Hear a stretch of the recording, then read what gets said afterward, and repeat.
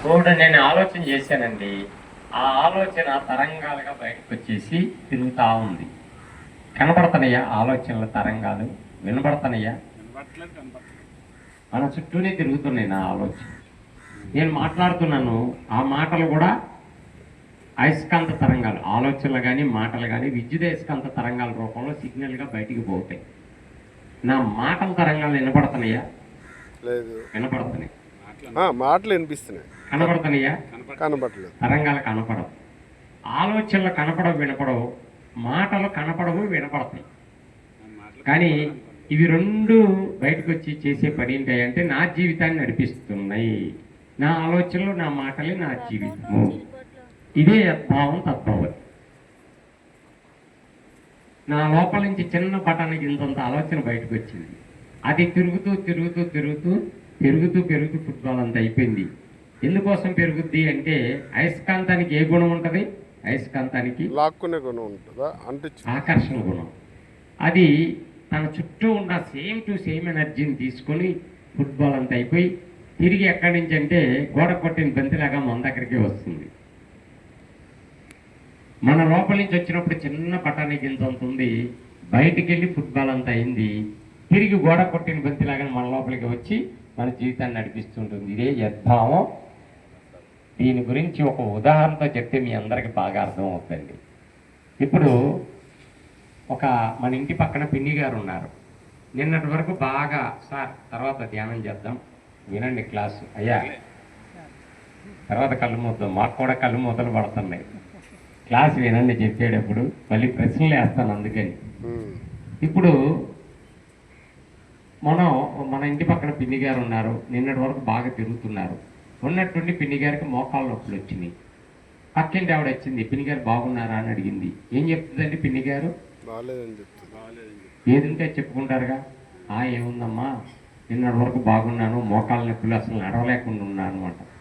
ఎప్పుడైతే మన మాటలు అలా బయటికి వెళ్తున్నాయో, మాటల కంటే ముందే మనలో ఆలోచనలు పుడతాయి. ఇవే మాటలు ఆలోచనగా సృష్టింపబడతాయి. ఆ ఆలోచనలు బయటికి వెళ్తాయి. ఇక్కడ ఏం మాట్లాడింది పిన్ని గారు? నాకు మోకాళ్ళ నొప్పులు. ఆలోచనలు కూడా నాకు మోకాళ్ళ నొప్పులు. ఆ తరంగాలు బయట తిరుగుతూ ఉంటాయి. ఇప్పుడు ఇవి మాటల రూపంలో బయటికి పోయి పక్కింటి ఆవిడ చెవిలో పడి, పక్కింటి ఆవిడ ఏం ఆలోచిస్తుంది పిన్ని గారి గురించి? ఏది చెప్తే అదే ఆలోచిస్తారా లేదా? ఏది వింటే అది ఆలోచిస్తారు. ఏమి వినింది? పిన్ని గారికి మోకాళ్ళ నొప్పులు. ఏం ఆలోచిస్తుంది? పిన్ని గారికి మోకాళ్ళ నొప్పులంట ఒక ఆలోచన చేసింది, బాణం లాంటి ఆలోచన. ఇక్కడ పిన్ని గారికి కూడా నాకు మోకాళ్ళ నొప్పులు, తరంగాలు తిరుగుతున్నాయి. ఇప్పుడు ఈ రెండు మ్యాచ్ అవుతున్నాయా లేదా? పిన్ని గారికి మోకాళ్ళ నొప్పులు, పిన్ని గారి మోకాళ్ళ నొప్పులు మ్యాచ్ అవుతున్నాయి. అప్పుడు పిన్ని గారి ఆలోచన పక్కింటి ఆవిడ ఆలోచనని లాక్కొని గోడ కొట్టిన బంతిలాగా లోపలికి వెళ్తుంది. అలా అప్పుడు పిన్ని గారికి ఉన్న మోకాళ్ళ నొప్పుల కంటే పెరుగుతాయా తగ్గుతాయా? పక్కింటి ఆవిడ నుంచి +1 వచ్చింది, ఇంకా పెరుగుతాయి +1. అక్కడతో ఆగుద్దండి పక్కింటి ఆవిడ. 10 ఏళ్ళకి చెప్పండి నిద్రపోదు. మంచి విషయం చెప్పిందిరా పిన్ని గారు అని పళ్ళని పక్కన బారదొప్పి పక్కింటికి పోయింది. మీకు విషయం తెలుసా? పిన్ని గారు తిరగట్లేదంట, మోకాళ్ళ నొప్పులంట. పిన్ని గారు ఒక విషయమే చెప్పింది, కానీ పక్కింటి ఆవిడ పోయి దాన్ని పోయి కింద పడేసి 2 ముక్కలు చేసేసి 2 విషయాలు. ఒకటి పిన్ని గారికి మోకాళ్ళ నొప్పులు, 2 ఇప్పుడే చూసొస్తున్నా గోడలు పట్టుకుని నడుస్తుంది పిన్ని గారు అంటది. ఇంటిదే గోడలు లేవు, పాడు లేవు. కూర్చొని చెప్పింది పిన్ని గారు ఇలా కూర్చొని. పక్కింటి ఆవిడ ఏదైనా ఉన్నట్టున్నట్టు చెప్పడం మీకు అలవాటు ఉందా? ఉండదు కదా. తలాతోక తగిలిస్తారు, ఇంత మసాలా పోస్తారు, ఇంతదంత చేస్తారు. అది అలవాటు అందరికీ సహజంగా. ఏమని చెప్తారు? పిన్ని గారు గోడలు పడుకుని నడుస్తుంది ఇదే. ఆ విన్న మూడో వాళ్ళు ఎన్ని ముక్కలు చేస్తారని దాన్ని? 4. పిన్ని గారికి మోకాళ్ళ నొప్పులు, పాపం పిన్ని గారు గోడలు పడుకుని నడుస్తుందంట. పాపం పని చేసుకోవాలంటే నిలబడలేక పాక్కుంటూ దేక్కుంటూ ఎంత అవస్థ వచ్చి పడిందిరా పిన్ని గారికి అని. అందరూ సాయంత్రం అయ్యబడి 10 ఇళ్ళు తిరిగేసింది, చెప్పేసింది. ఆ విన్న వాళ్ళందరూ కూడా అయ్యో పాపం పిన్ని గారు లేకలేదంట. ఇంకెందుకు లెగుతారండి పాపం పిన్ని గారు. అందరూ సాయంత్రం అయ్యేపడిగా 10 మంది ఆలోచనలు వదిలేస్తారు. పిన్ని గారికి మోకాళ్ళ నొప్పులంట. అవన్నీ వచ్చి పిన్ని గారి ఆలోచనకు అతుక్కుంటాయి. పిన్ని గారు లోపలికి వెళ్ళిపోయినాయి. పిన్ని గారికి ఇప్పుడు మోకాళ్ళ నొప్పులు ఎంత అవుతున్నాయి? +10. ఇక మీ ఊళ్ళో ఎన్ని, ఇందాక చెప్పాడు ఆయన 10,000 మంది ఉన్నారా అని. సుమారు ఒక 5-6 వేల ఇల్లు ఉంటాయి, ఎక్కువే ఉంటాయి. ఆ ఎన్ని ఇళ్ళకి వెళ్ళిపోయింది అనుకో పిన్ని గారు తిరగట్లేదని, ఇంకా తిరుగుతారా పిన్ని గారు? పాపం పక్కింటి ఆవిడ చెప్పక ముందు వాకిలు ఊడ్చి కల్లాపు చల్లి ముగ్గులెట్టి పనులన్నీ చేసుకునేది బ్రహ్మాండంగా. పక్కింటి ఆవిడకి ఎప్పుడైతే చెప్పుకుందో నాకు మోకాళ్ళ నొప్పులని, అర్థమైందా? రెండో రోజు వరండా దాటి బయటికి పోలా, మూడో రోజు గడప దాటి బెడ్రూమ్ దాటి బయటికి రాలా, నాలుగో రోజు ఏకంగా బెడ్ ఎక్కి కూర్చుంది. ఎన్ని మందులు వాడినా తగ్గట్లా, ఎంతమంది డాక్టర్లు మార్చినా ఉపయోగం లేదు. ఇదే యద్భావం. అర్థమైందమ్మా? ఇప్పటి వరకు మనం చేసిన పెద్ద పొరపాటు ఏంటంటే ఏది ఉంటే చెప్పుకుంటున్నాం. అప్పులుంటే అప్పులు, తిప్పలుంటే తిప్పలు, రోగాలుంటే రోగాలు, సమస్యలుంటే సమస్యలు, కష్టాలుంటే కష్టాలు, నష్టాలుంటే నష్టాలు. ఏదైతే చెప్పుకున్నామో అదే ఎన్నో రెట్లు మనమే అనుభవిస్తున్నాము. నోటిలోని మాట నుదుటి మీద రాత. ఇప్పుడు మనం అయితే సానుభూతి కోసం చెప్తాము, అది ఏంటి ఎక్కువ చేసుకుంటున్నాము. అదే అదే అయితే మనకు ఇప్పుడు ఇంకా టెంపరేచర్ ఎక్కువైపోతుంది కదా. అదమ్మా, ఇంకా ఉంది సబ్జెక్టు. చెప్పండి. ఇది మన ఊరు ఏ ఊరిది? పూడిమడక. పూడిమడక నుంచి అనకాపల్లి వెళ్ళారు ఒక ఆయన. కళ్ళు తిరిగి పడిపోయాడు. కళ్ళు తిరిగి పడిపోతే ఎక్కడ తీసుకుపోతారు? పక్కన హాస్పిటల్ డాక్టర్ దగ్గర తీసుకుపోయి పక్కన వాళ్ళు నీళ్లు చల్లి డాక్టర్ లేపుతాడు. ముందు 3 ప్రశ్నలు వేస్తాడు. ఊరేంటి, పేరేంటి, నీ వయసు ఎంత? ఊరు పేరు చెప్తాడు. పూడిమడకండి, నా పేరు ఇదండి ఫలానా అని చెప్తాడు. తర్వాత వయసు ఎంత అంటే మొన్నే 31 వచ్చింది సార్ అంటాడు.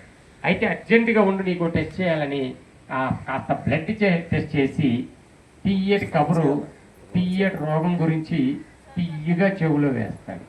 ఏంటంటే ఆ తీయటి రోగం? తీయటి రోగం ఏంటి? జ్వరమా? తీయ ఉండదు. తీయటి రోగం ఏంటమ్మా? షుగరేనా? తెలుసు కదా అందరికి తీయటి రోగం అంటే ఏంటో. నాయనా నీకు 160 ఉండాల్సిన షుగర్ 180కి పోయింది, ఇక నుంచి అవి తినమాక ఇవి తినమాక ఇంకా శాంతాలు లిస్ట్ ఇస్తాడు. మనవాడు గుండె జారి గల్లంతో వచ్చి, నేను అనుకుంటూనే మా తాత ముత్తాతలందరూ ఈ రోగంతోనే పోయారు అనుకొని ఆ లిస్ట్ అంతా చదువుకున్న తర్వాత నిదానంగా మన పూడిమడక్కి బస్సులు ఉన్నాయా, ఆటోలేనా? ఆటోలు, బస్సులు. బస్ ఎక్కి కూర్చుంటాడు. అక్కడ బస్సులో అందరూ మన బంధువులు, స్నేహితులు ఎదురు పడతారు. పూడిమడక వాళ్ళే అందరూ. ఎక్కడి నుంచి వస్తున్నావు అని అడుగుతారు. ఏం చెప్పుకుంటాడండి? స్టోరీ అంతా చెప్తాడు కదా, సినిమా అంతా. అదేదో గోల్డ్ మెడల్ వచ్చినట్టు పరమవీర చక్ర బిరుదు అందుకొని ఢిల్లీ నుంచి దిగినంత ఆనందంగా నాకు షుగరు, నాకు షుగరు, నాకు షుగరు చెప్పుకొని ఇంటికి వచ్చే వరకు షుగర్ రోగం గురించి చెప్తాడు.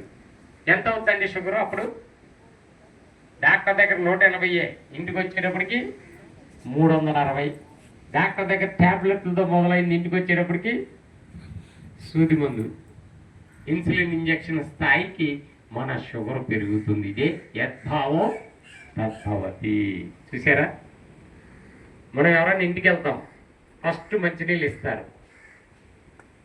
మంచినీళ్ళు ఇచ్చిన తర్వాత అడుగుతారు, ఏంటి నీ టీయా కాఫీ అని అడుగుతారు. అంతేగా? టీ అనగానే ఆవిడ గబగబా లోపలికి వెళ్ళి టీ పెట్టేస్తుంది. ఈ ఊరందరూ తెలుసు మనకు షుగర్ రోగం వచ్చిన సంగతి. ఆవిడకి తెలుసో తెలీదో షుగర్ ఇస్తే మన కొంపలంటూ పోతాయి అని గట్టిగా అరుసి వంటగదిలోకి వినపడాలని అరిచి మరీ చెప్తాడు. ఒక లెస్ టీ అమ్మా అంటాడు. లెస్ అంటే ఏంటి? తప్పడు. షుగర్ లెస్ అని, షుగర్ అని చెప్పడం. షుగర్ అని చెప్తే అది ఎక్కడ అందరికి తెలిసిపోయిద్దానని ఒక లెస్ టీ అంటాడు. మనం నోరు మూసుకుని కూర్చుంటే ఆ స్పూన్ షుగర్ వేసినా మన కొంపలే వండుకో.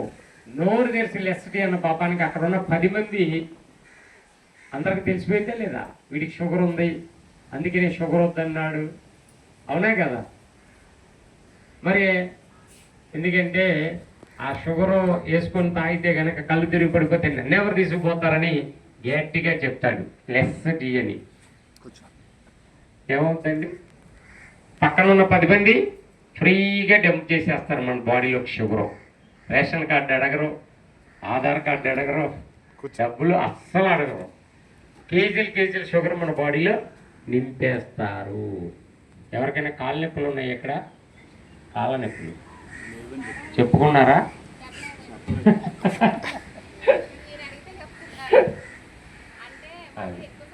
అది పొరపాటును కూడా మన కష్టాలు, నష్టాలు, బాధలు, నొప్పులు, అప్పులు 10,000 అప్పు ఉందని పదే చెప్పుకుంటే 10 రెట్లు అప్పు చేయాల్సిన దుస్థితిలో పడిపోతాం. మన పొయ్యి మనమే తీసుకుంటున్నాం ప్రతి క్షణం. అర్థమైందండి?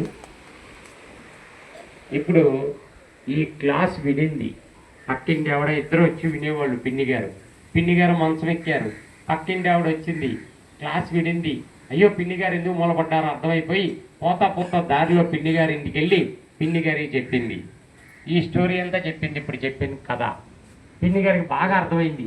అయ్యో నా మోకాళ్ళ నొప్పులు పెరిగిపోవడానికి కారణం అమ్మ బతికిచ్చారు. పక్కింటి ఆవిడకి ఏ పాపం తెలియదు, పిన్ని గారు చెప్పుకుంటేనే కదా పక్కింటి ఆవిడకి తెలిసింది నొప్పులని. చెప్పుకోకపోతే తెలిసి తెలియదు కదా.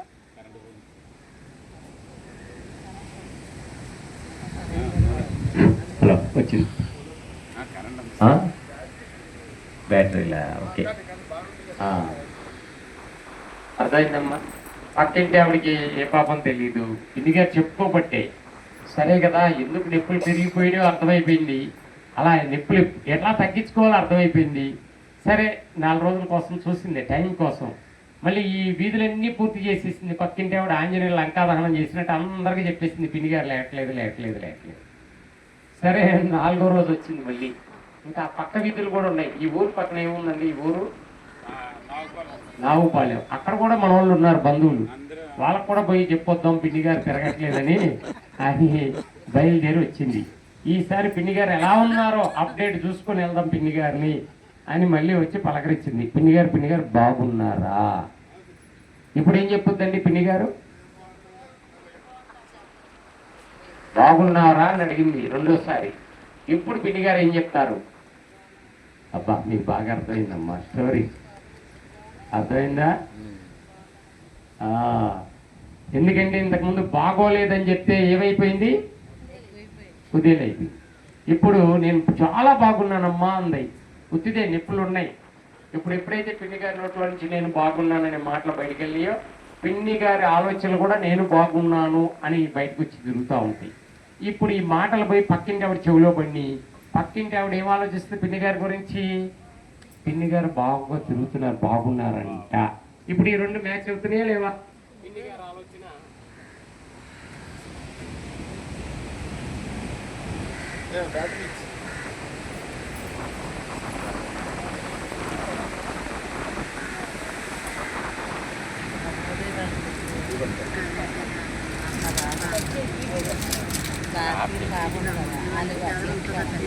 ఇది అందరు కాదు.